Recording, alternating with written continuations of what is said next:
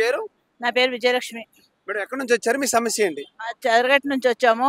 మాకు ఇచ్చి 2 సంవత్సరాలు అయిందండి. ఏంటిదమ్మా? ఇల్లు ఇచ్చి కేసీఆర్వి. ఇప్పటి వరకు మాకు తాళాలు ఇవ్వలేదు. అక్కడ ఏదో కేసు నడుస్తుందట. మాదేమో దీంట్లో ఉంది కోర్టులో. మరి ఏ కోర్టులో కూడా ఏం చెప్పట్లేదు. ఎన్నిసార్లు తిరిగిపోతూ ఉన్నాం. మేము వస్తున్నాం పోతున్నాం. అన్ని కోర్టుకు తిరిగాము, ప్రజావాణికి తిరిగాము, అన్ని చోట్లలో తిరుగుతూనే ఉన్నాం. ఇప్పటి వరకు మాకు ఏ సమాధానం లేదు. మళ్ళీ 3వ తారీఖు మళ్ళీ కోర్టు బంద్ అంటున్నారు కదా, సెలవులు. మరి మాకేంటి, ఎన్ని రోజులు తిరగాలి? ఇట్లా 2 సంవత్సరాల నుంచి తిరుగుతున్నాం. గత ప్రభుత్వంలో మీకు ఇల్లు వచ్చిందా?